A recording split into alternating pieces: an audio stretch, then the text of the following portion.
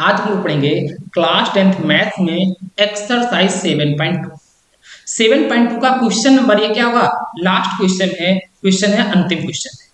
इसके बाद आपको इसी के साथ साथ इस क्वेश्चन के साथ आपका यह चैप्टर भी क्या हो जाता है, कंप्लीट हो जाता है।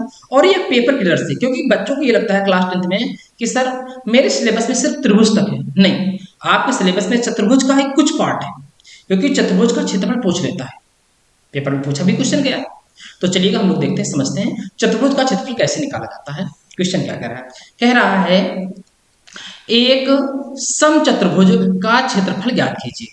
एक समचतुर्भुज का क्षेत्रफल ज्ञात कीजिए, कह रहा है जिसके शीर्ष इसी क्रम में 3,0 4,5 -1,4 और -2,-1 है। एक संकेत दिया है आपको, नोट क्या करा कि समचतुर्भुज का क्षेत्रफल बराबर 1/2 गुणित में है उनके विकर्णों का गुणनफल। एक आप पहले क्या बना लीजिएगा, समचतुर्भुज।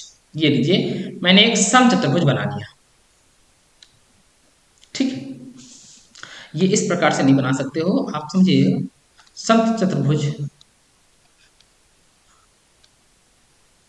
ये बना लिया, इसमें नाम रख दीजिएगा ए बी सी और डी।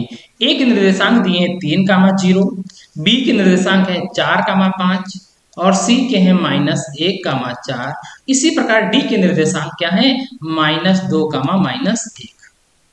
अब क्या निकालना है, समचतुर्भुज का क्षेत्रफल। तो समचतुर्भुज का क्षेत्रफल क्या होता है, आपको चतुर्भुज के क्या निकालने पड़ेंगे, विकर्ण।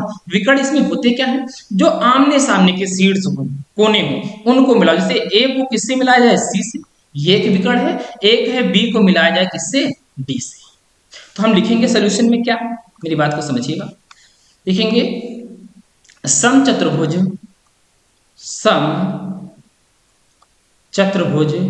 ए बी सी डी में दो विकर्ण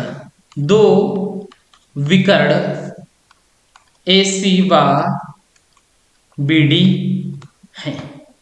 अब हम लोग क्या करेंगे, ए सी व बी डी है तो पहले ए सी की क्या निकालेंगे, दूरी।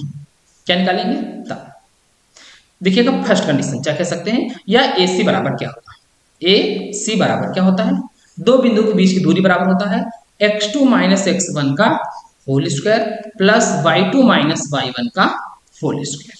ये सारा कहाँ होता है, रूट में।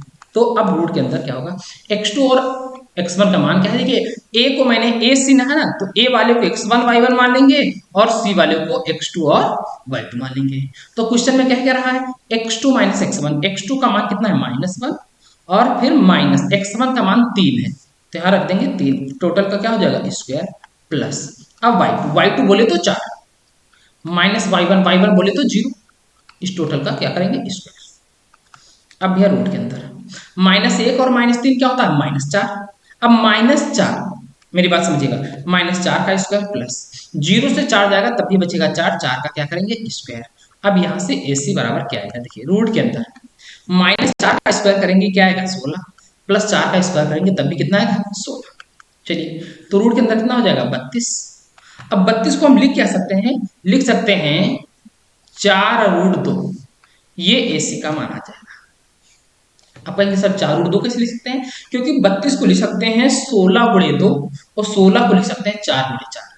तो रूट के अंदर कोई संख्या 2 बार होती तो एक बार कहाँ जाती है, एक बार। तो AC का मान निकला है 4√2।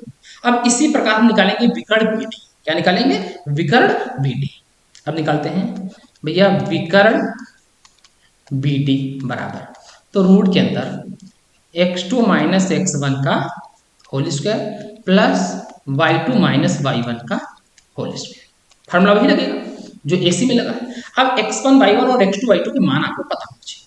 अब देखिएगा करेंगे क्या, इस बार b को जो है x1 और y1 मान लेंगे और d को क्या मानेंगे, x2 और y2। तो x2 - x1 है तो x2 का मान -2 और x1 का मान 4 है, तो रखिएगा। चलो x2 का मान क्या है, -2 माइनस x1 का मान 4 है, तो टोटल का क्या कर देंगे, स्क्वायर प्लस। अब y2 का मान कितना दिखेगा, y2 का मान 5, y1 का मान 5, y2 का मान -1 है और y1 का मान 5 है। रखिए, चलिए y2 का मान -1 है माइनस y1 का मान कितना है, 5। इस टोटल का भी क्या करेंगे, स्क्वायर। चलो अब रूट के अंदर -4 और -2 और -4 तो माइनस का 6 -6 का स्क्वायर करेंगे कितना आएगा 36 प्लस -1 -5 तो -6 यहाँ भी आएगा। और -6 का देखिए माइनस का स्क्वायर क्या होता है प्लस होता है और 6 का स्क्वायर कितना आ जाएगा 36। अब देखिए 36 36 जोड़ेंगे तो क्या आ जाएगा 72 72। अब 72 को लिख सकते हैं कितना 36 × 2 और 36 से बाहर क्या आता है 6√2। ये क्या आ गया ये विकर्ण बीडी आया है। विकर्ण क्या आया है बीडी। हमको निकालना क्या है समचतुर्भुज का क्षेत्रफल। तो समचतुर्भुज का क्षेत्रफल बराबर क्या होता है चलिए हम लोग लिखेंगे सम चतुर्भुज ए बी सी डी का क्षेत्रफल बराबर क्या होता है 1/2 गुणे विकर्णों का गुणनफल 1/2 गुणे विकर्णों का गुणनफल बोले तो AC गुणे BD ये आएगा।